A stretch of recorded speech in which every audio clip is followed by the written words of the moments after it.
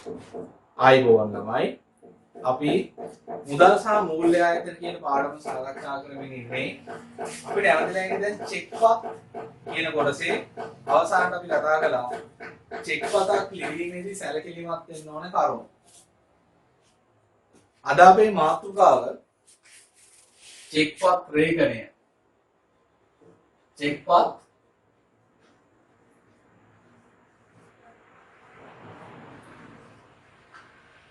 රේඛනය. Check පතක් රේඛනය කරනවා කියලා කියන්නේ චෙක් පතේ මුහුණට හරිද? චෙක් පත මෙහෙම තියෙනවා නම් චෙක් පතේ මුහුණට සමාන්තර රේඛා දෙකක් අඳින එක. මේක මේ චෙක් පත කැපිලියන් අඳින්නේ නැහැ. මේ වගේ පැත්තකින් සමාන්තර ඉරි දෙකක් අඳිනවා. මේ සමාන්තර ඉරි දෙක ඇතුලේ මොනවා හරි වාක්‍යයක් තියෙන්න පුළුවන්. වාක්‍යයක් නැතුව නිකම්ම රේඛනයක් තියෙන්න පුළුවන්. ඉරි දෙකක් විතරයි. මොකද්ද මේ ඉරි දෙකේ තියෙන ප්‍රයෝජනය? වැදගත්කම. මේකේ ලොකු ප්‍රයෝජනයක් තියෙනවා ඉරි දෙකක් වුණාට. හරි. චෙක් පත් ගැන කියලා දෙනකොට මම කිව්වා චෙක් පතක් අපිට පුළුවන් ගනුදෙනු කරන්න පාවිච්චි කරන්න. කොහොමද පාවිච්චි කරන්නේ? අපි යම් කෙනෙකුට මුදල් ගෙවන්න තියෙනවා නම් අපිට ජංගම ගිණුමක් තියෙනවා නම් අපේ සැපයුම්කරුවෝට ඍජුවම මුදල් ගෙවනවට වෙනුවට අපිට පුළුවන් එයාට ගෙවන්න තියෙන වටිනාකමට සමාන වටිනාකමක් ලියපු චෙක් එකක් දෙන්න. චෙක් එක හම්බෙච්ච කෙනා ඉන්න අපේ සැපයුම්කරුවෝ. එයාට මේ චෙක් එකට කරන්න පුළුවන් දේවල් කීපයක් තිබ්බා. පළවෙනි දේ තමයි එයාට පුළුවන් මේ චෙක් එක බැංකු කවුන්ටරේ මුදල් කරගන්න. දෙවෙනි එක එයාට පුළුවන් මේ චෙක් එක එයාගේ ජංගම ගිණුමේ තැන්පත් කරන්න. තුන්වෙනි එක එයාට පුළුවන් එයා වෙන කෙනෙක්ට මුදල් ගෙවන්න ඉන්නවා නම් ඒ මුදල් ගෙවීම වෙනුවට මගේ චෙක් එක දෙන්න. මගේ සැපයුම්කරුවා ඔයා කිලිකම මම ඔයාලට රුපියල් 50000ක චෙක් එකක් දෙනවා. ඔයා සල්ලි දෙන්න ඉන්නවා ඔයාගේ යාළුවෙකුට. ඔයාට පුළුවන් මගේ චෙක් එක සල්ලි කරගන්නෙත් නෑ බැංකුවේ දාන්නෙත් නෑ ඔයාගේ යාළුවට දෙන්න. ඒතර අපි කිව්වා කෝ රැගෙන ඉන්නාට කපලා තියෙනවා නම් ඒක විධාන චෙක් එකක්. එහෙමනම් ඔයා පිටසන් කරලා ඕනේ යාළුවට දෙන්න. කෝ රැගෙන ඉන්නාට කපලා නැත්නම් ඒ කියන්නේ මේක ධාරක චෙක් පතක්. චෙක් පත දරන ඕනම කෙනෙක්ට සල්ලි ගෙවනවා. ඒ නිසා පොදු බාර දීමේ පවරන්න පුළුවන්. අවස්ථා තුනයි මොනවද? සල්ලි කරගන්න පුළුවන්. ජංගම ගිණුමේ තැන්පත් කරන්න පුළුවන්. තුන්වෙනි එක වෙන කෙනෙක්ට යෙවීමක් වෙන දෙන්න පුළුවන්. මේ ඉරි දෙක ගැහුවාම ළමයි මේ අවස්ථා තුනෙන් බැංකු කවුන්ටරේ මුදල් ගැනීමට හැකියවීම කියන අවස්ථාව නැති වෙලා යනවා. ඒක තමයි රේඛනයේ තියෙන වැදගත්කම. රේඛනය කළාම රේඛනය කරපු චෙක් එකකට අදාළව බැංකු කවුන්ටරේ මුදල් ලබා ගන්න බෑ. ඒක තමයි කතාව. පැහැදිලිද? බැංකු කවුන්ටරේ මුදල් ගන්න බෑ. චෙක් එක හම්බෙච්ච එකනා එක්කෝ තමන්ගේ ජංගම ගිණුමට තැන්පත් කරන්න ඕනේ. එහෙම නැත්නම් වෙන කෙනෙක්ට දෙන්න පුළුවන්. ඒකත් දෙන එකත් රේඛනයේ නවත්තන්න ක්‍රමයකුත් තියෙනවා අපි ඒක බලමු. හරිද? ඒතකොට මේකෙන් කරන්නේ ඇත්තටම චෙක් පතට වැඩි ආරක්ෂාවක් දෙනවා. හරිද? බැංකු කවුන්ටරෙන් කෙලිම මුදල් ගන්න එක නවතිනවා. සහ මේක ජංගම ගිණුමක තැන්පත් කරන්න ගියාම සාමාන්‍ය බැංකු කවුන්ටරෙන් එවලෙම සල්ලි දුන්නාට ජංගම ගිණුමක තැන්පත් කළාම සාමාන්‍යයෙන් මේකට නිෂ්කාශන කටයුතු කරන්න දවසක් විතර යනවා. ඒතකොට චෙක් එකට සල්ලි දාන්නත් අපිට වැඩිපුර දවසක් හම්බ වෙනවා. චෙක් පතේ රේඛන වර්ග දෙකයි. සාමාන්‍ය රේඛනය, විශේෂ රේඛනය. මුලින්ම සාමාන්‍ය රේඛනය. සාමාන්‍ය රේඛනය. රේඛන වර්ග දෙකයි එකක් සාමාන්‍ය රේඛනය. මේ සාමාන්‍ය රේඛනය කියලා කියන්නේ බැංකුවක හෝ බැංකු ශාඛාවක නමක් සඳහන් කරන්නේ නැතුව බැංකුවක හෝ බැංකු ශාඛාවක නමක් සඳහන් කරන්නේ නැතුව කරන රේඛනය තමයි සාමාන්‍ය රේඛනය කියලා කියන්නේ. ඒකෙදි මෙන්න මේ වගේ දේවල් අපිට චෙක් පතේ රේඛනයට ඇතුළත් කරන්න පුළුවන්. පළවෙනි එක තමයි නිකම්ම ඉරි දෙකක් ගන්නවා. හිස් රේඛනයක්. මේකේ බලපෑම තමයි එකම බලපෑම බැංකු කවුන්ටරයෙන් මුදල් ගන්න බෑ.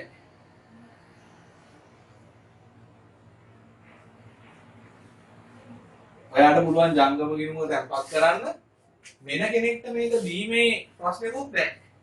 දෙන්න පුළුවන්. දෙවෙනි જાතිය. දෙවෙනි සාමාන්‍ය රේඛනය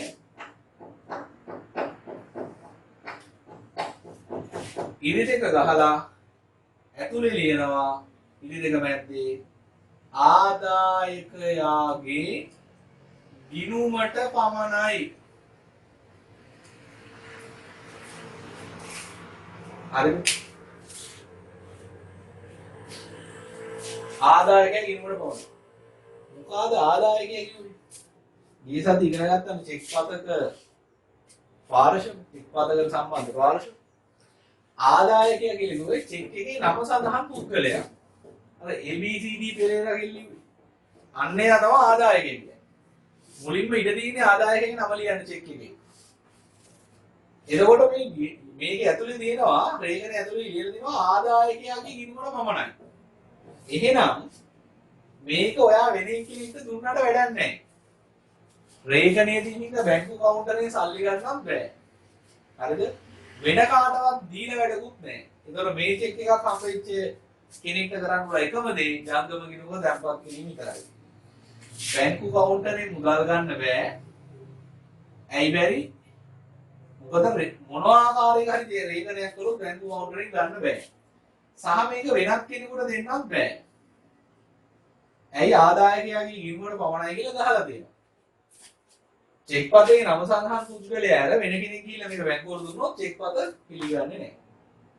තුන්වෙනි જાතිය.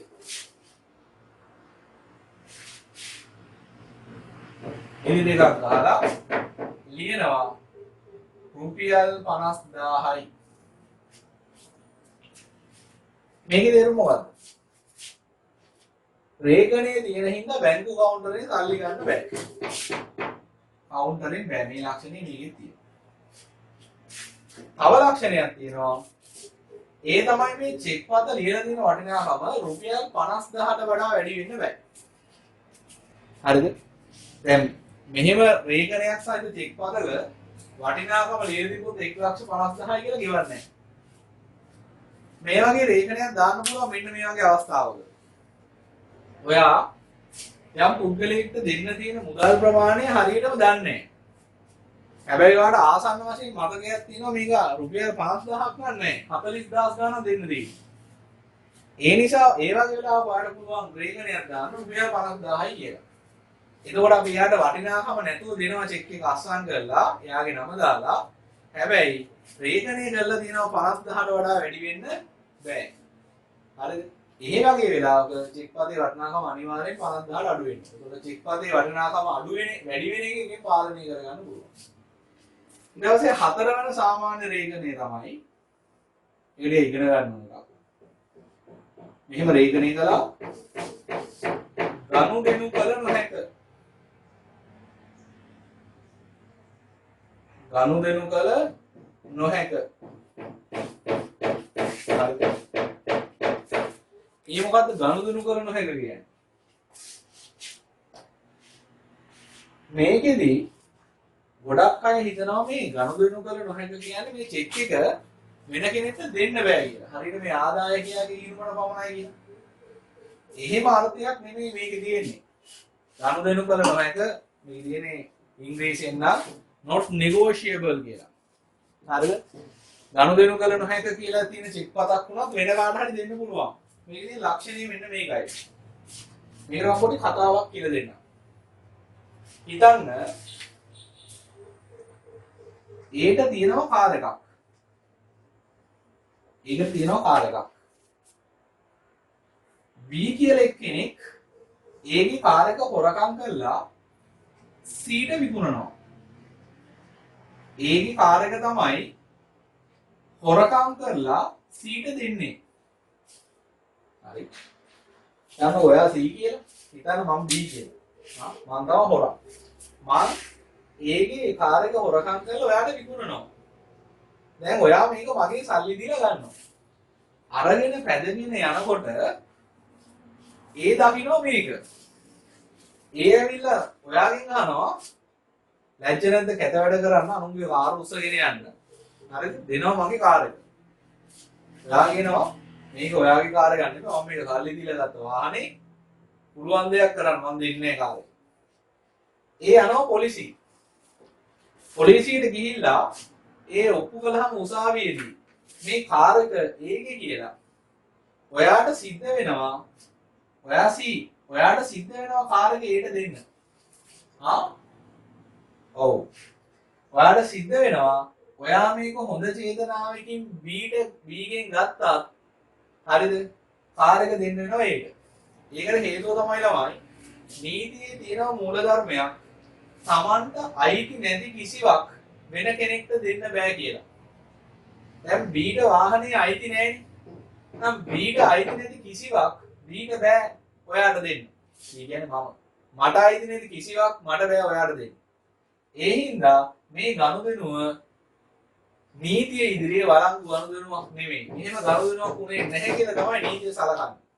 ඒ නිසා ඔයාට සිද්ධ වෙනවා මේ සීගේ ඔයා ගත්ත කාර් එක ඊට දෙන්න. ඒතකොට ඔයාට පාඩුයි. ඔයා ඒක මාත් එක්ක බලා ගන්නවා. හරිද? මොකද මම ඔයාට වංචාවක් කළානේ. අපි හිතමු ඒක කාර් එකක් නේ. චෙක් එකක් තියෙනවා. කාර් එකක් නැහැ චෙක් එකක් තියෙනවා. හරිද? මම ඒකේ චෙක් එක හොරගම් කළා B. ඔයාට දෙනවා. හොරගම් කළා දෙන්නේ. හරිද? පස්සේ දැනගන්නවා ඒකේ චෙක් එකට සල්ලි ගත්තේ ඔයා කියලා. බැංකුවේ CCTV බැලුවහම ඔයා තමයි ඒකේ චෙක් එකට අදාළ සල්ලි අරන් ගිහලා තියෙන්නේ. ඒ පස්සේ මේක දැනගෙන CCTV බලනවා. ඔයාව ගේන උසාවියට. ඔයාට ඒකේ කාර් එක ඊට දුන්නාට ඒකේ චෙක් එක ඊට දෙන්න ඕනේ නැහැ. පැහැදිලිද? ඒ කියන්නේ මම හොරෙන් ගත්ත චෙක් එකක් ඔයාට දුන්නත් ඔයා ඒක හොරෙන් ගත් එකක් බව නොදැන සත්භාවයෙන් හොඳ චේතනාවෙන් අරන් තියනවා නම් ඔයාට ඒකේ වටිනකම නැත්නම් ඔයාට ඒකේ අයිතිය හම්බ වෙනවා. අර මට අයිති නැති දෙයක් මට වෙන කෙනෙක්ට දෙන්න බෑ කියන නීතිය ඒවලට අදාළ වෙන්නේ නැහැ. පැහැදිලිද? ඒක චෙක්පත් වල තියෙන ලොකු වාසියක්. ඒ නිසා චෙක්පත් වලට නමක් කියනවා ළමයි ගනුදෙනු කළ හැකි ලියවිලි කියලා. ගනුදෙනු කළ හැකි ලියවිලි. negotiable instrument. ගනුදෙනු කළ හැකි ලියවිලි. ගනුදෙනු කළ හැකි කියන එකේ තේරුම තමයි චෙක්පත ලබා දෙන්නාට තියෙන අයිතිය කොහොම එකක් වුණත් ඒක හොඳ චේතනාවෙන් ගත්තාම චෙක්පත ලැබෙන එක්කෙනාට හොඳ අයිතියක් හම්බ වෙනවා. හරිද? ඒ තමයි ගනුදෙනු කළ හැකි කියන වචනේ තේරුම. දැන් ගනුදෙනු කළ නොහැක කියලා කියන්නේ මේ ලක්ෂණය මේ චෙක් එකේ නැහැ කියන එක. ඒ කියන්නේ මේ චෙක් එක ඒකේ කාර්යක වගේ තමයි. ගනුදෙනු කළ නොහැක කියලා ලියලා තියෙන චෙක් එකක් ගන්න කෙනෙක්ට හම්බෙන්නේ ඒ චෙක්පත ලබා දෙන එක්කෙනාට තිබ්බ අයිතිය විතරයි. ඊට වඩා හොඳ අයිතියක් හම්බෙන්නේ නැහැ. ගනුදෙනු කළ නොහැක කියලා මේකේ ලියලා තියෙනවා නම් මම ඔයාට හොරෙන් ගත්ත චෙක් එකක් දුන්නොත් හරිද? පස්සේ ඒක දැනගෙන මම මේ චෙක් එකේ ඇත්ත අයිතිකාරයා නීතිමය ක්‍රියාමාර්ග ගත්තොත් ඔයාට සිද්ධ වෙන චෙක් එකට අදාළ මුදල් නීතිමය අයිතිකාරයට දෙන්න. එතකොට මට විරුද්ධ ඔයා නඩු දාලා නැත්නම් නීතිමය ක්‍රියාමාර්ගයක් කරා ඔයාට එච්ච පාඩුව කියවගන්න. ඒතර මෙහෙම ලියන්නේ චෙක්පතේ අයිතිකාරයාට ආරක්ෂා වෙන්න. මොකද හිතන්නකො දැන් ඒ නෙමෙයි චෙක් එක නිකුත් කරන්නේ. මම ඒක හොරගම් කරා ඔයාට දෙනවා. ඒක දෙන්න හිටිය වෙන මිනිස්සෙක්ට. දැන් නීතිමය ක්‍රියාමාර්ග ගත්තාම ඔයා සල්ලි දෙන්න ඕනේ නැහැ නේද? ඒතර ඒකට සිද්ධ වෙනවා ඇත්තටම සල්ලි දෙන්න ඕනේ මිනිහ තව චෙක් එකක් දෙන්න. මේ වෙනසට පාඩුයි. දැන් ගනුදෙනු කරන නොහැක කියලා ලියපු චෙක් එකක් දුන්නොත් මම හොරකම් කරගෙන ඔයාට දුන්නාට වැඩක් නැහැ. නීතිමය ක්‍රියාමාර්ග ගත්තාම ඔයාගෙන් සල්ලි බීට හම්බ වෙනවා. ඒට හම්බ වෙනවා. හරිද? ඒතකොට ඒ ආරක්ෂිතයි. ඒතකොට චෙක්පත නිකුත් කරන්නාගේ ආරක්ෂාව වැඩි කරන ක්‍රමයක් තමයි ගනුදෙනු කළ නොහැක කියන රේඛනය. ඒතකොට මේකේ අදහස් වෙන්නේ චෙක් පත වෙන කෙනෙකුට දෙන්න බෑ කියලා මේකෙන් අදහස් වෙන්නේ මොකද්ද? චෙක් පත ලබා දෙන පුද්ගලයාට තියෙන අයිතියට වඩා හොඳ අයිතියක් චෙක් එක ලබන්නාට හම්බෙන්නේ නැහැ කියන්නේ. එච්චරයි. හරි. සාමාන්‍ය රේඛනේ ලියාගෙන ඉමු. රේඛනේ අංක පොඩ්ඩක් මාරු වෙලා තියෙන්නේ. මෙතන තමයි 50000 තියෙන්නේ. දෙවෙනි රේඛනය. මෙතන තමයි ආදායකයාගේ ගිණුමට පමණයි කියන එක තියෙන්නේ. ආදායකයාගේ ගිණුමට පමණයි. එයා මන් ලියලා තියෙන්නේ 1 2 3 4 දාලා 22 වෙනි පිටුවේ සාමාන්‍ය රේඛනය කියලා ලොකු විස්කොටුවක් තියෙනවා. අන්න ඒකේ මේ හතරම ලියා ගන්න. 1 2 3 දිගට 4 ලියන්න. ෆොටෝ වෙන මොකුත් ලියන්න නැහැ. රේඛන හතර ඇඳගෙන ඉස්සරහදී. එහා පැත්තේ විස්තර කරලා ලියන්න.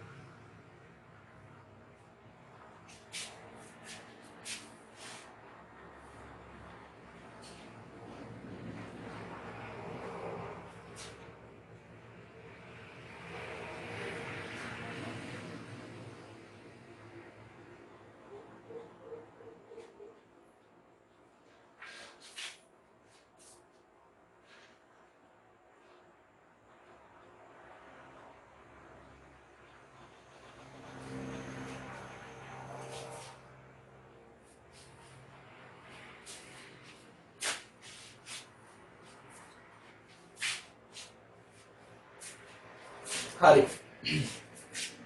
එහා පැත්තේ දෙනවා ටික විස්තර කරලා.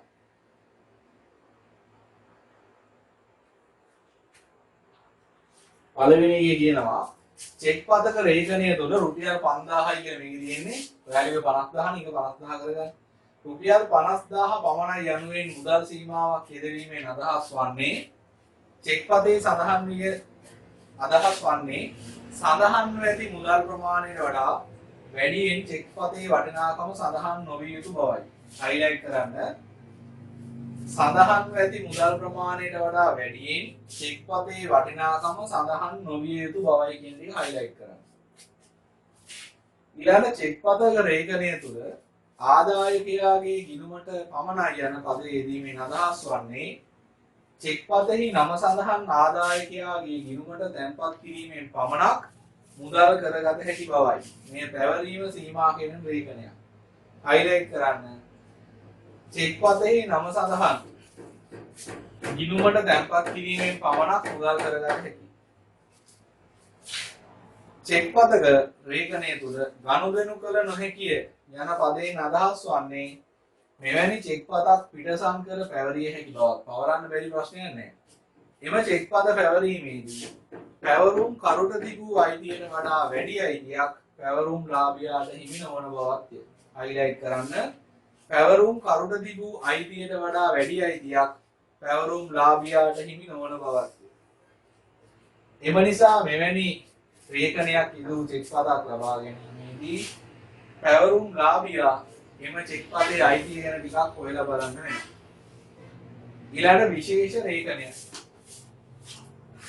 විශේෂ රේඛනය සාමාන්‍ය රේඛනය හරි විශේෂ රේඛනය.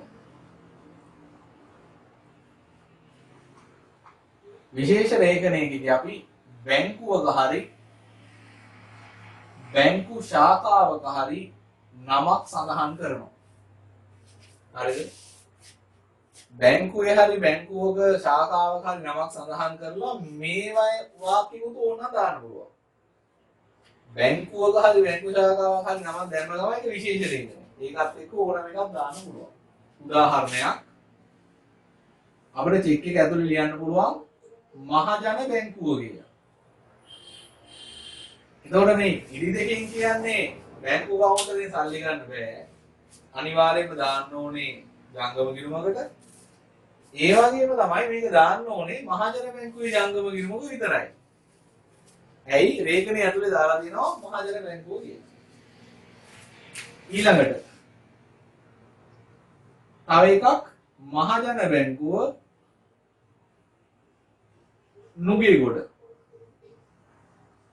එතකොට මේ චෙක් එකට සල්ලි ගන්න බෑ බැංකු කවුන්ටරේ. අනිවාර්යයෙන්ම ජංගම ගිණුමක දාන්න ඕනේ.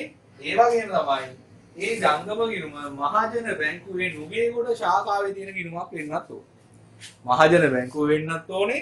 නුගේගොඩ ශාඛාවේ තියෙන එකක් වෙන්නත් ඕනේ. අන්න එහෙමනම් තමයි සල්ලි ගන්න පුළුවන් වෙන්නේ. ඊට අමතරව මහජන බැංකුව 50000යි. මහජන බැංකුව ආදායකයා ගිණුමට පමණයි.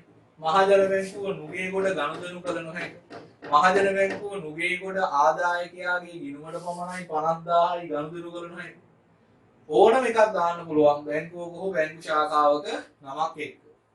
ඒ වගේම තමයි විශේෂ රේඛනයේදී ඔයාලට ඕන නම් මේ ඉරි දෙක නොගහ ඉන්න පුළුවන්. ඒ කියන්නේ බැංකුවක බැංකු ශාඛාවක නම කියලා ඉරි දෙක ගහන්නේ නැහැ. දැන් මේ වගේ ඉරි දෙක නොගහ ඉන්න බෑ. ඒක රේඛනයක් නැති වෙනවා. මේකේ පුළුවන්. හරි. සරල සමාන්තර රේඛා දෙකක් සහිතව හෝ රහිතව. ඒකයි කියන්නේ. සහිතව හෝ රහිතව highlight කරන්න. චෙක්පත මුහුණතෙහි වාණිජ්‍ය බැංකුවක නමක් සඳහන් කිරීම විශේෂ රේඛනයයි. මෙවැනි චෙක්පත් රේඛනයේ නම සඳහන් බැංකුවේ ගිණුමක තැන්පත් කරනවා. මේ රේඛන දෙක දාගන්න. මහජන බැංකුව එක රේඛනයක්. මහජන බැංකුව නුගේගොඩ.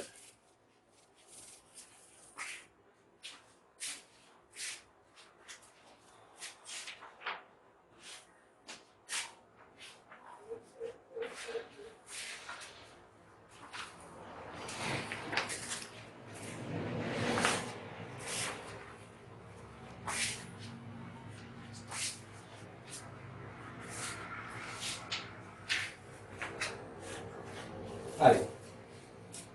ඊළඟ මාතෘකාව චෙක්පත් අගරු වීම. චෙක්පත් වල තියෙන අන්තිම මාතෘකාව. අඟුරු නෙමෙයි අගරු.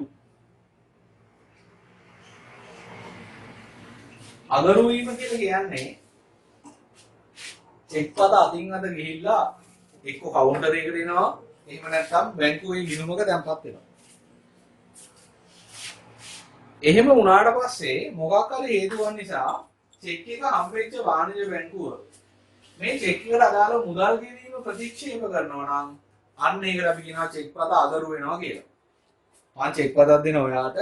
ඔයා ගිහිල්ලා ඒක බැංකුව කවුන්ටරේට දුන්නාම බැංකුව කියනවා ගෙවන්න බෑ කියලා. අන්න අගරු වීම. හරිද? ඔය චෙක් එක බවුන්ස් වෙනවා කියනවා, චෙක් එක රිටර්න් වෙනවා කියන එක ව්‍යවහාරික වචන පාවිච්චි කරනවා. ඇයි එහෙම වෙන්නේ? එකක් තමයි මම චෙක් එකක් ඔයාට දෙනවා. ඔයා ඒක බැංකුවට අරන් යනවා. හිතන්න 50000ක් කියලා. මගේ account එකේ තියෙන්නේ 30000යි. ඒතකොට දින ඔප්ෂන් එක මොකද්ද? මට පුළුවන් බැංකුවෙන් අයිරාවක් ගන්න. ඉතුරු 20000 බැංකුවෙන් දාලා ඔයාට ගෙවනවා. මං අයිරාවක් අරගෙනත් නැහැ. අන්න එතකොට බැංකුව මගේ චෙක් එකට ඔයාට මුදල් ගෙවන්නේ නැහැ. ගෙවන්න මුදල් නැහැ. ඔන්න ඒකේ අවස්ථාව ඔක තමයි බහුලවම චෙක් එකක් අගරු වෙන්න තියෙන අවස්ථාව. අපි කියනවා ඒකට ගිණුමේ ප්‍රමාණවත් මුදලක් නැහැ. ඒකට සාමාන්‍යයෙන් බැංකුවක් චෙක් එක අරන් ගිය කෙනාට කියන්නේ මේ account එකේ සල්ලි නැහැ ගෙවන්න බෑ කියලා. ඒතර බැංකුව කියන පොඩ්ඩක් චෙක් එක දුන්නේ කෙනාගෙන් පොඩ්ඩක් අහලා බලන්න.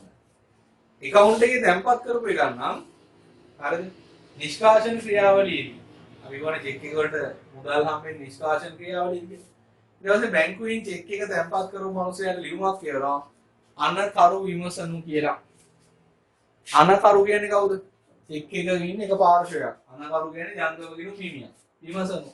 චෙක් එක දුන්නේ කියලා පොඩක් අහන්න කියලා. මොකද බැංකුව තමන්ගේ ගිණුම් හිමියාගේ කීර්ති නාමය ආරක්ෂා කරන්න වෙන්නේ ඉන්නේ නැහැ. ඊට පස්සේ තව හේතුවක් තමයි මම ඔයාලට චෙක් එකක් දෙනවා. පස්සේ අපි දෙන්න අතර ඇති වෙන මතභේදයක් නිසා මම බැංකුවට දැනුම් දෙනවා මෙන්න මේ චෙක් අංකයේ අදාළ චෙක් එකෙයි ගෙවන්න එපා ඔබට. හරිද? කියන්නේ අනකරු විසින් ජංගම ගිණුම් හිමියා විසින් චෙක් එකට ගෙවන්න එපා කියලා බැංකුවට උපදෙස් දීලා තියෙනවා. ස්ටොප් මේවන් කරනවා කියලා ඔකට කියන්නේ.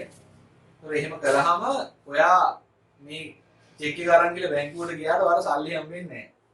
හැබැයි එහෙම කරනවාට බැංකුව මගෙන් ගාණක් අය කරනවා. ඊළඟට අනකරු බුන්වත් වීම. මම බංකොලොත් වෙලා. ඒතර ගිණුමේ සල්ලි නැහැ. ඒතකොට ගෙවන්නේ නැහැ. ඊට පස්සේ අනකරු මරණයටපත් වෙලා කියලා බැංකුවට දන්වලා දෙනවා. මම මැරිලා කියලා මගේ පවුලේ කෙනෙක් කියලා දෙනවා. දැන් ඔය එන චෙක් වලට සල්ලි දෙන්න එපා. ඊට පස්සේ ගානිශීය. මේ ඉතින් ගානිශී කියලා. ගානිශීය වෙන්න ඕනේ. ගානිශීය නියෝගයක්. ඒ කියන්නේ උසාවියේ නියෝගයක් අරන් තියනවා නම් මේ චෙක් එකට මුදල් ගෙවන්න එපා කියලා. ඊළඟට ලිඛිත වැරදි. කපලා තියෙන දණක් අස්සම් කරලා නැහැ. අස්සන වැරදි. හරිද? ඊට පස්සේ චෙක් එකේ වටිනකම හරියට ලියලා නැහැ. ඒ වගේ ලිවීමේ සික්වද ලිවීමේ සිද්ධ වෙන වැරදි නිසා චෙක් එකට මුදල් ගෙවන්න නැති වෙන්න පුළුවන්. සහ සමහර විට මම ගිණුම වහලා තියෙන පුළුවන්. ගිණුම නැහැ දැන්. ඒතකොට සල්ලි ගෙවන්නේ අගරු කරනවා ඒ වෙලාවට. චෙක්පත් සහ වාණිජ බැංකුව ගැන අපිට ඉගෙන ගන්න තියෙන්නේ මේ ටික තමයි. අපි මේ පාඩම පටන් ගත්ත දැනගත්තොත් අපි මුදල් වල තමයි මුල් හරි හිටියේ. මුදල් වලින් පස්සේ අපි ආවා මූල්‍ය ආයතන ගැන කතා කරන්න. අපි මූල්‍ය ආයතන ගැන කතා කරමින් ඉන්නකොට තමයි ජංගම ගිණුම් නැත්නම් වාණිජ බැංකුව ගැන කතා කරන්න ඇවිල්ලා මේ ජංගම ගිණුම් චෙක්පත් එක්ක ටිකක් නතර වුණේ. අපි පොඩ්ඩක් යමු නැවතත් මූල්‍ය ආයතන වලට. මේ මූල්‍ය ආයතන වල දැන් මහා බැංකු මුලින්ම තිබ්බ බැංකු වංශය කියලා. බැංකු වංශය තිබ්බනේ. බැංකු වංශය එකක් පළවෙනි ප්‍රධාන අංශය තමයි බැංකු වංශය. මේ බැංකු වංශය තිබ්බා මහා බැංකුව CBS එක. වාණිජ බැංකුව.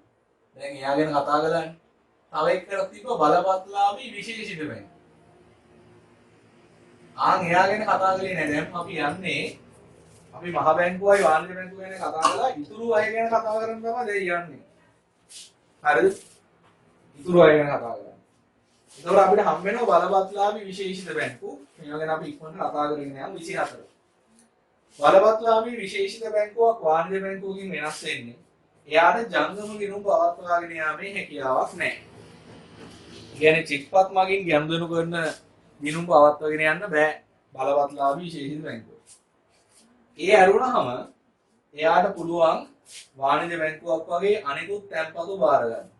මොනවාද අනෙකුත් තැන්පතු? ඉදිරි කිරීමේ තැන්පතු, ස්ථාවර තැන්පතු බාර ගන්න පුළුවන්. අනෙකුත් ණය දෙන්නත් පුළුවන්. ව්‍යාපාර ණය,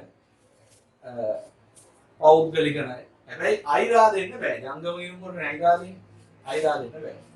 අනිත් ඔය සුරක්ෂිතාගාර සේවා ඕවා දැන් ගොඩාක් විශේෂිත බැංකුත් දෙනවා. හරිද? උගස් සේවා, විදේශ විනිමය මාරු කිරීම පවා දැන් බලපත්ලාභී විශේෂිත බැංකුවලට දීලා තියෙනවා. කියන්න බලන්න 24 වෙනි පිටුවේ තියෙනවා බලපත්ලාභී විශේෂිත බැංකුව. බැංකු පනත යටතේ විශේෂ බැංකුවක් ලෙස ව්‍යාපාර කටයුතු කරගෙන යාමට මහ බැංකුවෙන් බලපත්‍රයක් ලබාගෙන ඇති ආයතන විශේෂය. මෙහි ඇති විශේෂත්වය නම් ජංගම ගිණුම් පවත්වාගෙන යාමට අවසර නොමැති වීම. හයිලයිට් කරන්න ජංගම ගිණුම් පවත්වාගෙන යාමට අවසර නොමැති වීම. එහෙත් ඉතිරි කිරීමේ ගිණුම් හා කාලීන තැන්පතු ගිණුම් වශයෙන් මහ ජනතාවගේ මුදල් තැන්පතු වාර ගැනීමට අවසර ඇත. උදාහරණ තමයි ජාතික ඉදිරි කිරීමේ බැංකුව. ඒ කියන්නේ NSB එක. ඊට පස්සේ ශ්‍රී ලංකා ඉතිරි කිරීමේ බැංකුව. ඒක වැඩි ප්‍රසිද්ධ නැති වුණාට එහෙම බැංකුවක් තියෙනවා. ශ්‍රී ලංකා සේවිංස් බැංක්. ප්‍රාදේශීය සංවර්ධන බැංකුව. රාජ්‍ය උකස්සා ආයෝජන බැංකුව. තව එකක් තියෙනවා ඔකේ. අපි කියන්නේ HDFC කියලා.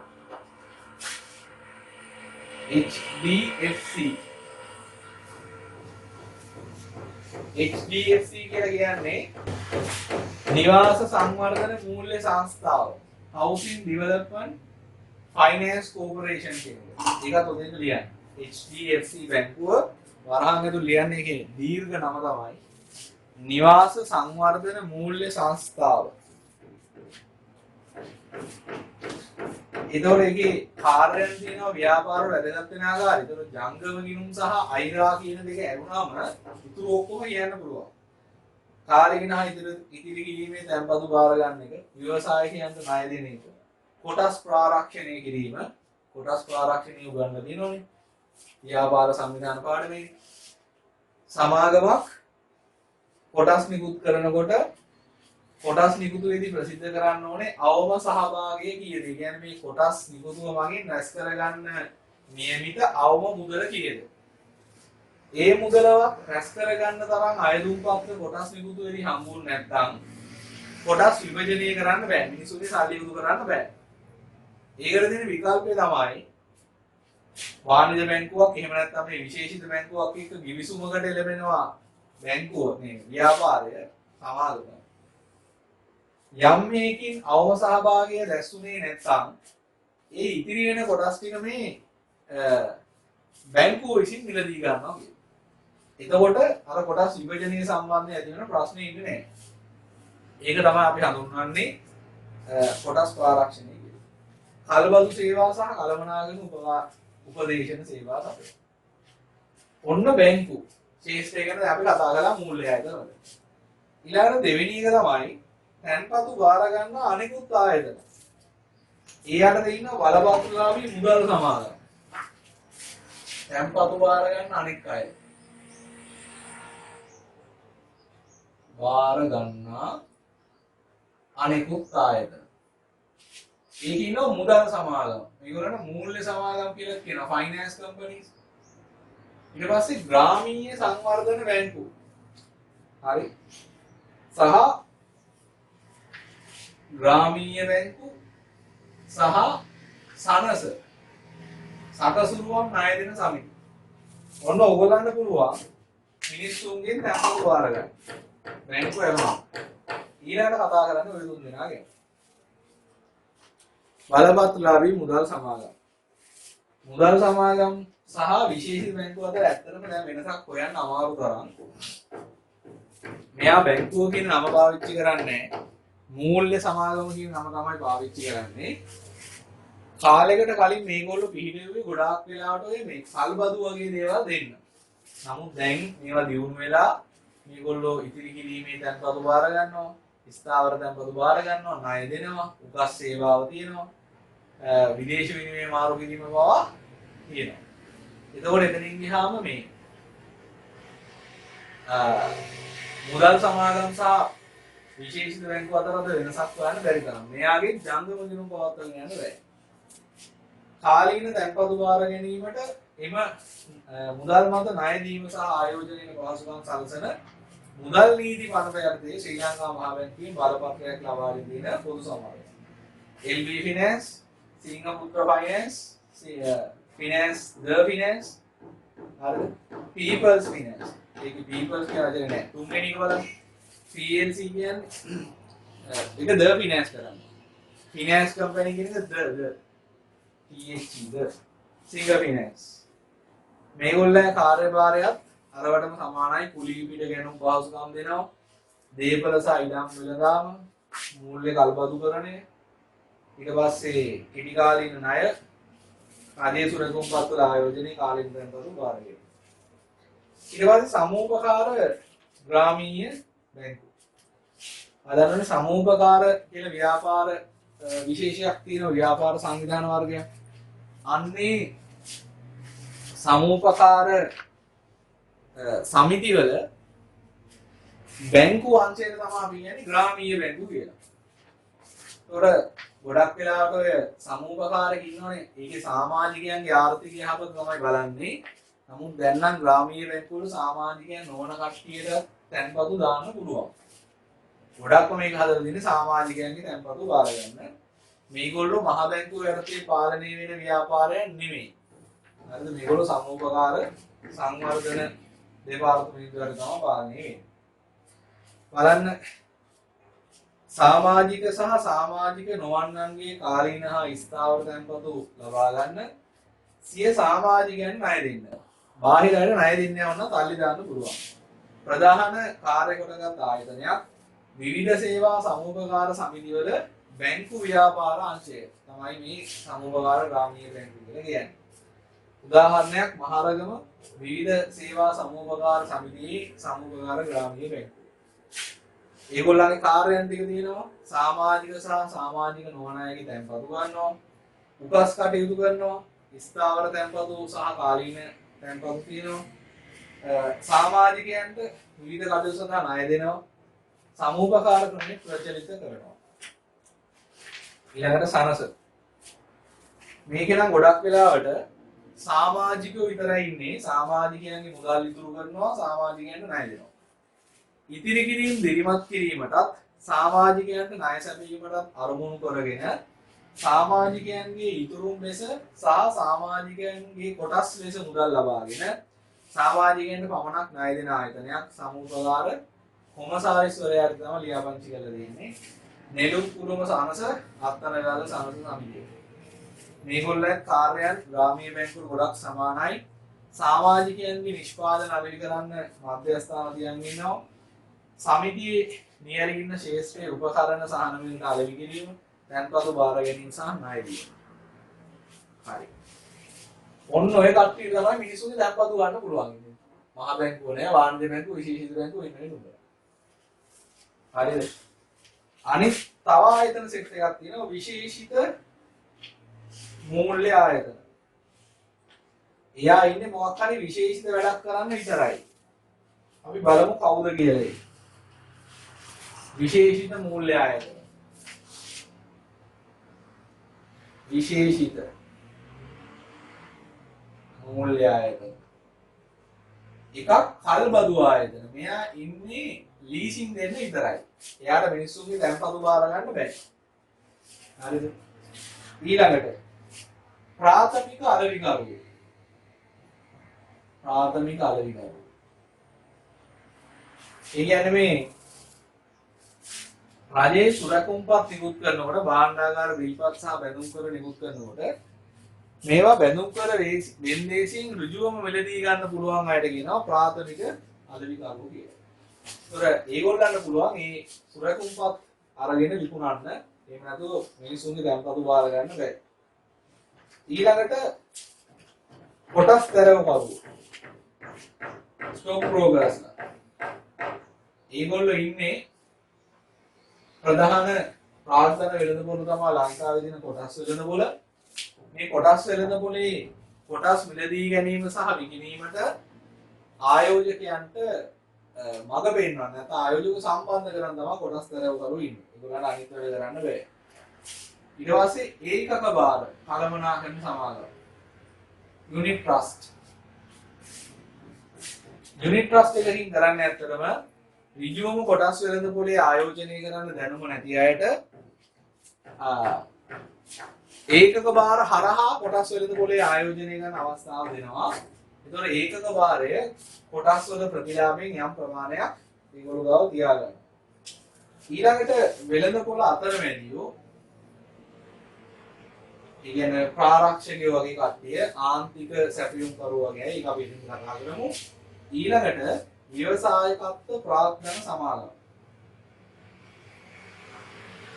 ඒගොල්ලෝ ව්‍යාපාර කටයුතු තමයි ව්‍යාපාරික තමයි වැඩ කරන්නේ. ව්‍යවසායකත්ව ප්‍රාග්ධන සමාගම. දැන් උතන තියෙනවා 3යි 6ක්. අපි ওই 6 තමයි දැන් ඊළඟට කතා කරන්නේ. 26 වෙනි පිටුව විශේෂිත කල්බදු කරන කල්බදු මූල්‍යජන සමාගම. කල්බදු කරණය සඳහාම මහ බැංකුවේ ලියාපදිංචි වූ ව්‍යාපාර විශේෂයක් ව්‍යාපාරිකයින්ට අවශ්‍ය යන්ත්‍රෝපකරණ සහ වෙනත් වත්කම් පාවිච්චිය පිණිස ව්‍යාපාරිකයන්ගේ ඉල්ලීම පරිදි බද්දර ගැනීම සඳහා මූල්‍ය පහසුකම් සපයන එක තමයි මේගොල්ලෝ කරන්නේ. එතකොට මේ වත්කම් භාවිතයි කියලා දුන්නාම පාවිච්චි කරන්න දුන්නාම ඒගොල්ලෝ ඒ කල්බදු වෙනුවෙන් පොඩියක් අය කරනවා. asset line leasing, micro credit, SMB leasing, ඉසුරු leasing company limited. එතකොට මේකේ ව්‍යාපාර වල තියෙන වාසිය තමයි ව්‍යාපාරයකට අවශ්‍ය යන්ත්‍රෝපකරණයක් හරි වාහනයක් හරි ව්‍යාපාරයට ගන්න සල්ලි නැත්නම් අපිට පුළුවන් කල්බදු කරණය හරහා ගන්න. අනිත් ණයක් වගේ නෙමෙයි. දැන් අපි ලක්ෂ 10ක් ණය ගන්න කියමු. ඊටමක් එහෙම නැත්නම් ගෙයක්. හරිද? ඒ වගේ වත්කමක් අප තියන්න. හැබැයි මේ කල්බද්දේදී අප තියන්නේ අපි ගන්න වත්කම තමයි. ඒ නිසා අලුතෙන් අප හොයන්න දෙයක් නැහැ. ඊට පස්සේ කල්බදු සඳහා ගෙවන කුලිය ආදායම් බද්දේ නිදහස්. යන්ත්‍ර යල්පැනීම නිසා වෙන ප්‍රාර්ථන අලාභ මගහරව ගන්න පුළුවන්. විශාල මුදලක් ආයෝජනය නොකර ආදායම් උපයන්න පුළුවන් කල්බදු හරහා. ඊළඟට ප්‍රාථමික අලෙවිකරු. රජයේ සුරැකුම්පත් ප්‍රථම වතාවට අලෙවි කොට මුදල් ලබා ගන්නා වෙළඳපොළ ප්‍රාථමික වෙළඳපොළයි. මෙම ප්‍රාථමික වෙළඳපොළට සහභාගී වීමට මහ බැංකුව විසින් අවසර ලබා දී තින ආයතන.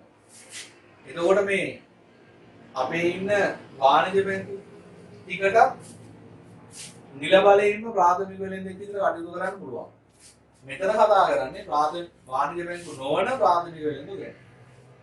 ප්‍රාථමික අලෙවිකරුවන්ගේ මූලික කාර්යභාරය වන්නේ රාජ්‍ය ණය දෙපාර්තමේන්තුව විසින් පවත්වනු ලබන ප්‍රාථමික වෙන්දේසිවලට සහභාගී වීමත් භාණ්ඩාගාර සුරකුම්පත් සම්බන්ධයෙන් ද්විතීයික වෙළඳපොලේ ගනුදෙනු කිරීම. කියන්නේ මේගොල්ලෝ ප්‍රාථමික වෙළඳපොලෙන් ගන්නවා ආණ්ඩුවේ සුරකුම්පත් අරගෙන මිනිස්සුන්ට විකුණන්නේ මෙයාලා. හරි. කැපිටල් එලයන්ස් සමාගම ඊට පස්සේ සෙලින්කෝ ශ්‍රීරාම් සුරකුම්පත් සමාගම කියන එකක්. සෙලින්කෝ ශ්‍රීරාම් සුරකුම්පත් සම්පත් සුරකුම්පත් සමාගම. ඊළඟ කොටස් තරවකරුවෝ සංස්ථාපිත සමාගම් වල කොටස් හෝ ණය කර විකිණීම හා මිලට ගැනීම සම්බන්ධයෙන් කටයුතු කරන ආයතන කොටස් තරවකරුවෝ. කොටස් තරවකරුවෝ ලෙස ව්‍යාපාර කිරීමට සුරකුම්පත් හා විනිමය කොමිෂන් සභාවෙන් බලපත්‍රයක් ගන්නවා. ආශා පිලිප්ස් සුරකුම්පත් සමාගම, ඒෂියා සුරකුම්පත් සමාගම, ජෝන් කීල්ස් කොටස් තරවකාර සමාගම, JB Securities සමාගම උදාහරණ කියනවා මතක තියාගන්න. මේගොල්ලන්ගේ කාර්යයන් තමයි ආයෝජකයා කිව්වහම මේ කොටස ගන්න කියලා, මේ කොටස විකුණන්න කියලා, මේක දැන් විකුණන්නේ ගන්නේ මධ්‍යම තැන්පතු ක්‍රමය කියලා පරිගණකගත පද්ධතිය. මේ පරිගණක පද්ධතියට ගැනුම් මැනවුම් සහ විකුණුම් මැනවුම් ඇතුළත් කරන්න බලය තියෙනවා තරවකාර සමාගම. මධ්‍යම තැන්පතු ක්‍රමයේ ගිණුම විවෘත කරලා දෙන්නේ කොටස් තරවකරුවෝ. කොටස් වල ආයෝජනය කරන අවශ්‍ය උපදෙස් දෙන එක.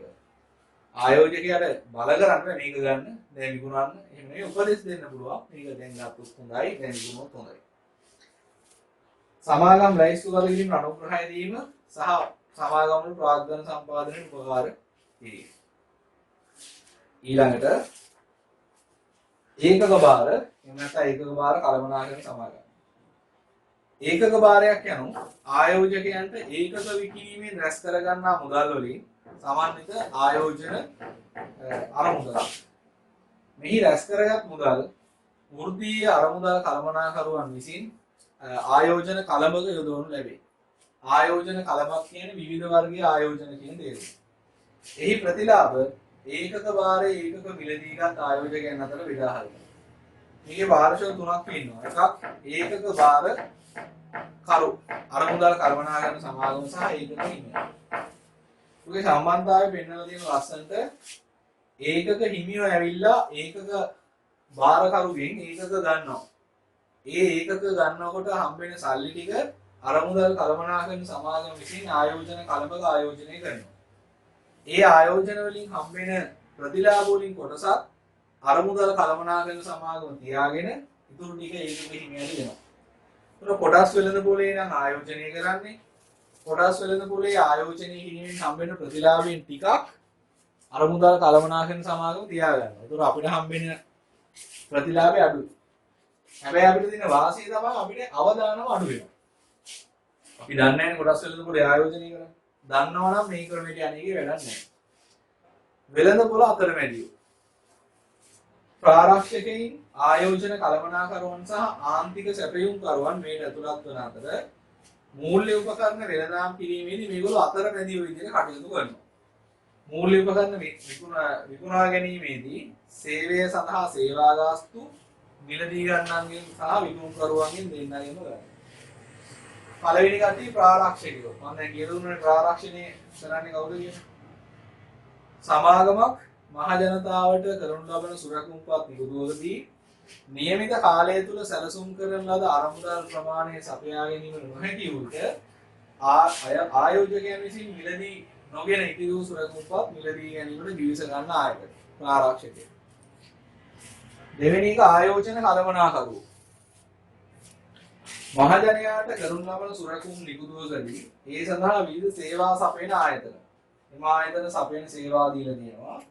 කොටස් නිකුදුව පිළිබඳ ඉල්ලුම් පත්‍රය නිකුත් කිරීම, ඉල්ලුම් පත්‍ර බාර ගැනීම, ආයෝජකයන්ට සුරකුම් බෙදා දීම, නිකුදුව පිළිබඳ මුදල් කළමනාකරණ සහ ප්‍රචාරණ කටයුතු.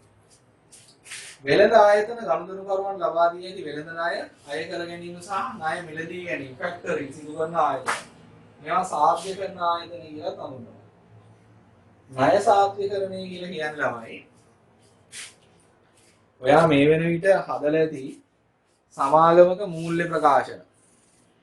හරිද? එහෙම නැත්නම් අනිකුත්ල ආයතනයේ හරි. ඒකේ මූල්‍ය තත්ත්ව ප්‍රකාශනයේ තියෙනවනේ මේ. ණය ගැති කියලා වටිනාකම. ණය ගැති මේ ණය ගැති වටිනාකමට අපිට හදිස්සියකට සල්ලි වුණොත් මෙන්න මේ වගේ වැඩක් කරන්න පුළුවන්. හදිස්සියකට සල්ලි වුණොත් අපිට පුළුවන් මෙන්න මේ වැඩක් කරන්න. කොහොම වැඩක්ද? අපිට පුළුවන් සාධ්‍ය වෙන සමාගමකට ගිහිල්ලා පෙන්නන්න මේ අපි ගාව මෙච්චර ණය ගැති ප්‍රමාණයක් ඉන්නවා. කිව්ව ගමන් එයා පිළිගන්නේ නැහැ. එයා කියනවා මේක අපිට ඔප්පු කරලා පෙන්නන්න. ඒත් අපිට පුළුවන් මේ ණයට විකුණපු ඉන්වොයිස් ටික අරන් පෙන්නන්න. ණය ගැතියට ලියුමක් එවන්න කියන්න මම මෙච්චර ඇත්තටම මෙයාගෙන් භාණ්ඩ ගත්තා කියලා. අපි කොහොම හරි අර ඔප්පු කරගන්නවා මෙච්චර වටිනාකමක ණය ගැතිය අපි ගාව ඉන්නවා. ඊට පස්සේ මොකද කරන්නේ? අපි මේ ණය ගැතියන් ටික යාට විකුණනවා. අපි කියනවා මේ ණය ගැතිය ඉස්සරහට සල්ලි දෙයි. ඒ සල්ලි ටික ඔයා ගන්න. මට දැන් සල්ලි ටිකක් දෙන්න. මට සල්ලි හදිස්සි. අපි හිතමු අපි ගාව මිලියන 100ක ණය ගැතිය හිටියා කියලා. අපි කියනවා මේ මිලියන 100ම සල්ලි වාට දෙයි. ඔයාගේ ඉරුදු කරගන්න. මට දැන්ට සල්ලි ටිකක් දෙන්න. ඒ වගේ වෙලාවක එයා කියනවා හරි. මම ඔයාගේ ණය ගැතිය ටික ගන්නම්. හැබැයි පොඩි ප්‍රශ්නයක් තියෙනවා. ප්‍රශ්නේ මොකද්ද? මේකේ ඉන්න සමහර ඒවා සල්ලි දෙන්නේ නැහැ. බොල්ලා වෙනවා කියන්නේ. ඒකේ අවදානමක් මම දරා ගන්න ඕනේ. ඒ නිසා මම ඔයාලට මිලියන 70ක් දෙන්නවා. හරිද? එතකොට අපි මිලියන 70 ගන්නවා. ණය ගැතිය ටිකේ අයිතිය සාධ්‍ය කරන සමාගම ගන්නවා. ණය ගැතියන්ගේ සල්ලි ටිකේ ආය කර ගන්නවා. අපි හිතමු එයා මිලියන 90ක් ආය කරගත්තා කියලා. එතකොට මට එයා 70ක් දුන්නා. ඉතුරු 20 එයාට ලාභයි. ඒක තමයි අගේ ආදායම. හැබැයි සාධ්‍ය කරන්නේදී සාධ්‍ය කරන ආයතනයේ විසින් බාර ගන්න ඕනේ බොල් ණය වීමේ අවදානම. ඒ නිසා යා ණය ගැතිය ගැන හොඳට හොයලා බලලා තමයි ගන්න. ඔය ඊළඟට ඉතුරුලා තියෙන ඉන්න ටික කපලා දාන්න එක වැරදිලා වෙලා තියෙනවා. අවසානයේ කියන ව්‍යවසායකත්ව ප්‍රාග්ධන සමාගම. කියනවා නව ව්‍යවසායකින්ගේ ව්‍යාපාර සඳහා ප්‍රාග්ධන අවශ්‍යතා සපුරාලීමේ අරමුණෙන් කටයුතු කරන ආයතන විශේෂයක්. ඒතර මේගොල්ලන්ට අපිට පුළුවන් ගිහිල්ලා අලුත් ව්‍යාපාරික අදහසක් තියෙනවා නම් ව්‍යාපාර සැලැස්මක් ඉදිරිපත් කළාට පස්සේ ඒගොල්ලෝ කැමති නම් ඒකට ඒගොල්ලන් මේ වැඩේ කරන්න මුදල් දෙනවා. හැබැයි ඒගොල්ලන්ටත් අපේ ව්‍යාපාරයේ අයිතීන් යම් කොටසක් දෙන්න වෙනවා. නව ව්‍යාපාර ආරම්භ කිරීම, පවතින ව්‍යාපාර ව්‍යාප්ත කිරීම, ව්‍යාපාර පවරා ගැනීම හා මිලදී ගැනීම වැනි කටයුතු වලදී අර මුදල් සපයයි. මීට අමතරව කොටස් ආරක්ෂණය සහ ණය සම්මේලනය කිරීම සම්මේලනය කිරීම කියන්නේ ණය ටික හසුරවල දෙන එක එයා කරනවා. Central Finance Vendor Fund Limited, Lanka Vendors Ventures, NDB Ventures Investment Limited. ඊළඟට ඉන්නවා ගිවිසුම් ගත ඉදිරි කිරීමේ ආයතන. ආයන්න මූල්‍ය පද්ධතිය මූල්‍ය ආයතන කෙටේට ගිවිසුම් ගත ඉදිරි කිරීමේ ආයතන. ඒකේ ඉන්නවා රක්ෂණ සමාගම්, අර්ථ සාධක අරමුදල, භාරකාර අරමුදල සහ විශ්‍රාම අරමුදල. මේගොල්ලෝ ඇත්තටම මූල්‍ය ආයතන නෙමෙයි. අපිට බැලුවමට පේන්නේ නැහැ මේගොල්ලෝ මූල්‍ය ආයතන කියන බැංකු ඊට පස්සේ කලබතු සමාගම්, මේක සභාව, ව්‍යවසායකත්ව ප්‍රාග්ධන සමාගම් මේ බැලුවම පේනවා ඒගොල්ලෝ මූල්‍ය ආයතන කියලා. හැබැයි මේ රක්ෂණ සමාගම් සහ අර්ථ සාධක සහ විශ්‍රාම අරමුදල් මූල්‍ය ආයතන විදිහට බැලුව බැලමට පේන්නේ නැහැ. මේගොල්ලෝ ගිවිසුම් අත ඉතිරි කිරීමේ ආයතන කියලා ගන්න මෙන්න මේ නිසා. රක්ෂණ ආයතනයක් කරන්න ළමයි අපි ඊළඟ පාඩම රක්ෂණය. රක්ෂණ ආයතන කරන්නේ හිතන්න වාහන ඉලවනයි. පාරේ වාහනයක් අරගෙන යන හැමෝටම අවදානමක් තියෙනවා වාහනේ හැපෙයි කියලා. හැබැයි අවදානමක් තිබ්බට ඇත්තටම හැපෙන්නේ නැහැ හැම වාහනෙම. ඒ නිසා මොකද කරන්නේ එයා වාහනේ හැපෙයි කියලා බයෙන් ඉන්න හැමෝටම එන්න කියනවා. එන්න කියලා ඒ හැම එක්කිනාගේම යම් මුදලක් අරගෙන කියනවා. ඇත්තට වාහනේ හැපුණොත් හදාගන්න මම සල්ලි දෙනවා. හැමෝම ගිහිල්ලා සල්ලි දෙනවා. හැබැයි එහෙම කියලා හැමෝගේම වාහනේ හැපෙන්නේ නැහැ. ඒතර එයා ගාව සල්ලි ගොඩාක් තියෙනවා.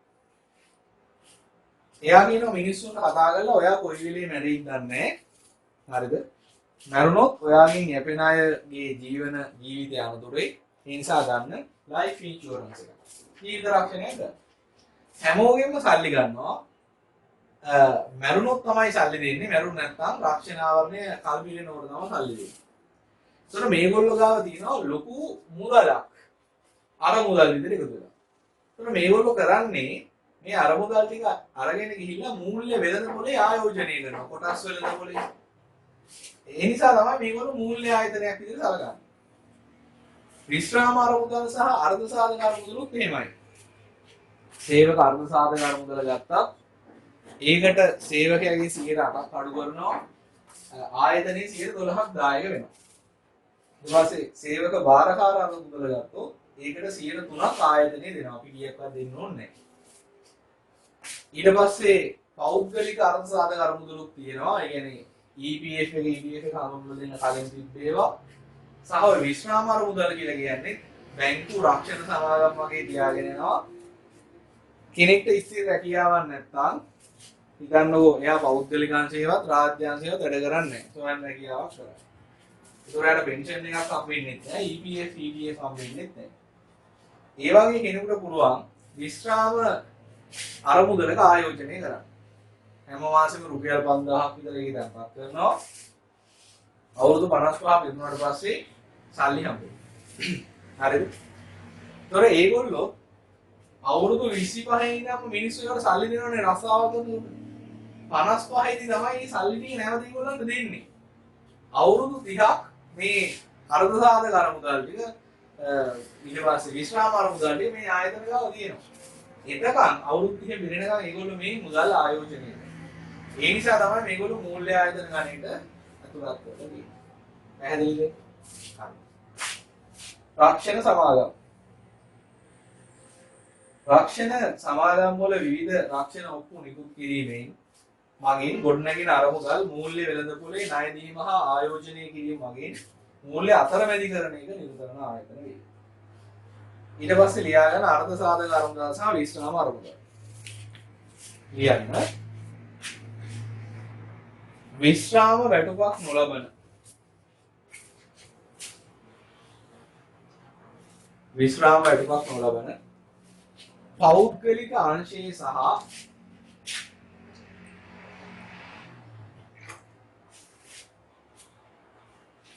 අර්ධ රාජ්‍ය අංශයේ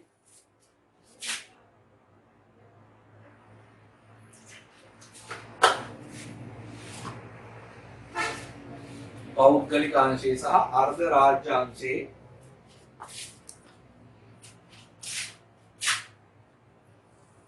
සේවකයන් සඳහා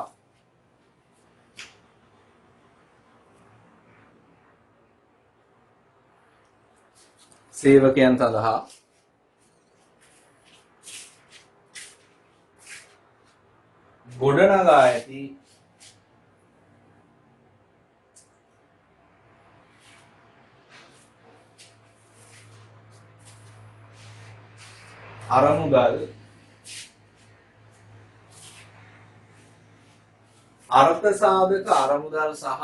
අරමුදල් අර්ථ සාධක අරමුදල් සහ වාරකාර අරමුදල ලෙස හැඳින්වේ. වාරකාර අරමුදල ලෙස හැඳින්වේ.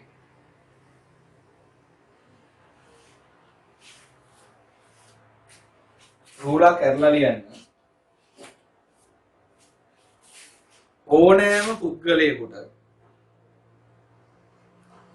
ඕනෑම පුද්ගලයෙකුට තම පෞද්ගලික මුදලින් දායක වී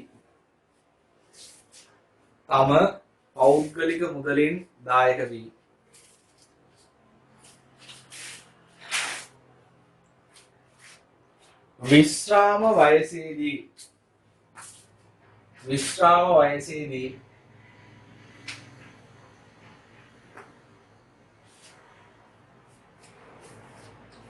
ආදායමක් ලැබෙන ආකාරයට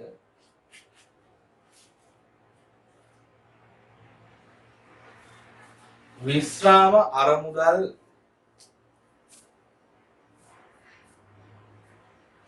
සඳහා දායක විය හැක. රූලක් ඇරලා ලියන්න තරුවක් දාලා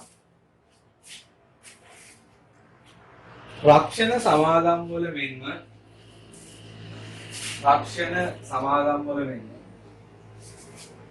මෙම අරමුදල් වලද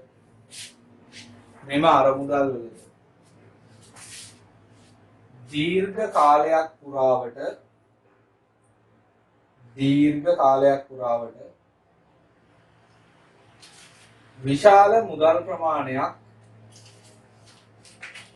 විශාල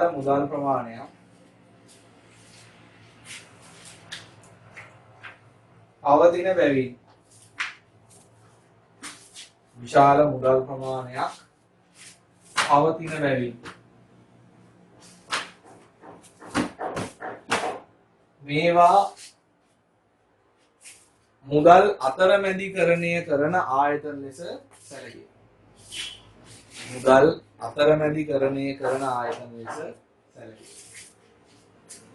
හරි. අතරමැදිකරණය කරන ආයතන ලෙස සැලකේ. පාඩම ඉවරයි. හරිද?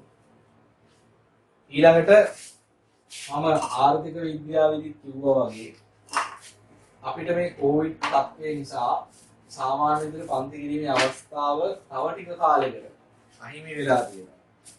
ඒ හින්දා අපිට පාඩම් ටික නවත්තගෙන ඉන්න බෑ. ඒ නිසා මම තීරණය කළා අගෝස්තු මාසෙදී වැඩි පාඩම් සංඛ්‍යාවක් ආවරණය කරන්න. ඇත්තටම අගෝස්තු මාසය ඇතුළතදී ඉතුරු පාඩම් අපිට තියෙනවා පාඩම් 11ක් විතර 12 වසරට. මේ පාඩම් 11න්